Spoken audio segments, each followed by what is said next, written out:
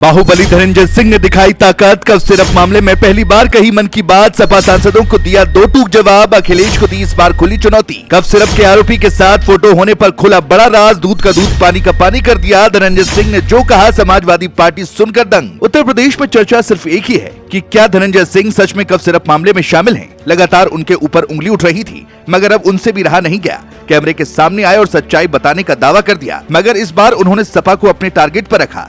आखिर ऐसा क्या हुआ है जिससे सपा को बड़ा झटका लगा है और अखिलेश को चुनौती देने की बात सामने आई है, चलिए जानते हैं। दरअसल कफ सिरप मामले में पहली बार धनंजय सिंह ने चुप्पी तोड़ी और साफ कहा कि ये सिर्फ यूपी का मुद्दा नहीं बल्कि एक इंटरनेशनल नेटवर्क है जिसमें बांग्लादेश तक का लिंक सामने आया है। इसलिए उन्होंने सीबीआई और ईडी जांच की मांग को जरूरी बताया। धनंजय सिंह का बयान ऐसे समय आया जब सपा सांसदों ने लोकसभा में कफ सिरप से मौतों और काली कमाई का मुद्दा उठाकर सरकार को घेरा था, लेकिन धनंजय सिंह ने इसे गलत आंकड़े बताते हुए पलटवार किया और कहा कि सपा सांसदों के दावे आधारहीन हैं और वे सदन में गंभीर मुद्दों को हल्के अंदाज में उठा रहे हैं। उनके इस जवाब से कफ सिरप विवाद की सियासत और तेज हो गई है। बता दें कि धनंजय सिंह ने अखिलेश को उनके ही कार्यकाल की याद दिलाई। उन्होंने कहा कि Akhilesh one district one mafia की बात करते हैं, जबकि उनके शासन में वन डिस्ट्रिक्ट वन नकल माफिया पनपा था। लाखों युवाओं का भविष्य प्रभावित हुआ था और भर्ती प्रक्रिया सवालों में डूब गई थी। धनंजय ने कहा कि ऐसे व्यक्ति को नैतिकता पर भाषण देना शोभा नहीं देता। माना जा रहा है कि धनंजय सिंह का यह बयान सियासी संकेत देता है कि वो अब सपा के खिलाफ खुलकर मोर्चा लेने के मूड में हैं। कफ सिरप मामले में गिरफ्तार आलोक सिंह और अमित सिंह टाटा से संबंधों पर राजनीतिक हमले तेज हुए थे। पहली बार धनंजय सिंह ने इस संबंध पर साफ कहा कि आलोक को वो बचपन से जानते हैं, लेकिन उनके कारोबारी कार्यों की जानकारी नहीं रखते। उन्होंने कहा कि इन रिश्तों को उन्होंने कभी नहीं छुपाया। साथ ही ये भी बताया कि सरकार की बनाई एसआईटी, एसटीएफ और ईडी पहले ही जांच कर रही है और तथ्य सामने आएगा। धनंजय सिंह ने सबसे तीखा वार सपा सांसदों पर किया।